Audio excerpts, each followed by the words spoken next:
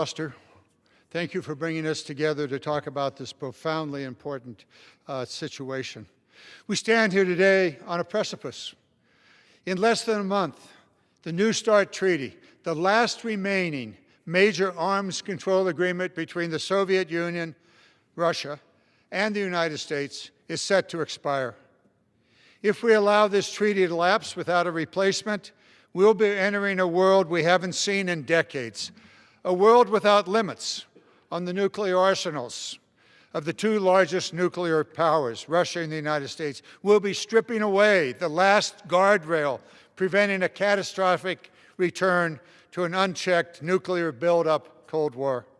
In 1985, President Ronald Reagan and Soviet leader Mikhail Gorbachev declared a profound truth: a nuclear war cannot be won and must never be fought. That principle has been the bedrock of global security for nearly 40 years. It led us and Russia to eliminate nuclear testing, to shrink bloated stockpiles, and to prioritize communications over conflict.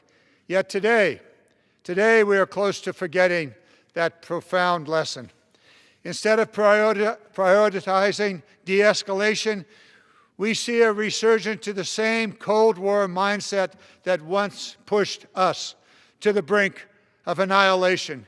We see hawkish perspectives pushing the U.S., Russia, and now China to a new three-way nuclear arms race. Proponents tell us this will make us more safe. More is better. They tell us that pouring trillions of dollars into a nuclear modernization is the only way to be safe. But nothing could be further from the truth. Without nuclear arms control agreements like the New START, every new weapon we build only fuels an unwinnable arms race as our adversaries respond in kind. We build, they build, we build, they build, and the cost of this race is staggering. Let me give you one example. The Sentinel program, which aims to replace the Minuteman III ICBMs. This single program has already ballooned to cost over $200 billion, an 81% cost overrun. We're spending blindly. We're on remote control. More bombs, more, and we'll be safe. Nonsense, just nonsense. We will not be safer. Instead of doing the hard work of diplomacy, we're being asked to pound billions of taxpayer dollars into a dangerous fantasy, the so-called Golden Dome, a missile defense system. We'll be safe. We'll build more bombs, and we'll stop their bombs. We're told this system will cost only $175 billion, and it will provide the perfect shield. But a recent working paper showed that this system actually attempts to defend against the full range of Russia and China will cost as much as $3.6 trillion, a multi-trillion-dollar gap between rhetoric and reality. So what do we get for that price? The same report concludes that with this unlimited spending, such a system would still fail to be 100% effective. We're prepared to spend trillions of dollars on a shield that cannot be 100% effective. Oh, well, only if one or two bombs get through. Forget about New York. Forget about Washington, D.C. After all, who needs a Washington, D.C.? We have to be prepared to think differently. We cannot spend trillions of dollars on a shield that cannot protect us, all the while that we're building more and more bombs, so that our adversary will build more and more bombs and find a way to evade the shield. They will. We cannot engineer a technological fix for a political problem. Decades ago, we realized the only true shield against nuclear annihilation, it's not a Golden Dome. It's the hard, unglamorous work of a verifiable arms control treaty.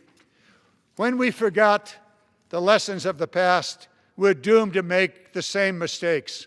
Luckily, we still have time, very short time, to do the hard work of diplomacy. Instead of resting the fate of our nation, in fact humanity, on the fantasies of fool's gold, we still have a choice. We can choose to continue down the path of unconstrained spending and escalation and drift towards a future where security is based upon a perpetual threat of annihilation. Or we can choose to modernize our thinking rather than just our weapons. We can prioritize diplomacy over escalation, arms control over an arms race. In short, we can learn from history. That's why I'm a proud co-sponsor of House Resolution 100, authored by our leader today, and support arms control agreements and negotiated constraints. This resolution is not just about a treaty, it's about sanity.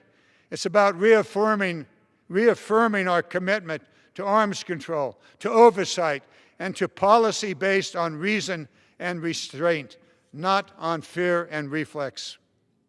I thank the gentleman from Illinois for organizing this evening. We have 1 month in which to extend the New START treaty, or we can fall into an arms race. We have choices. We have time. We have the power to change. And with that, I yield back.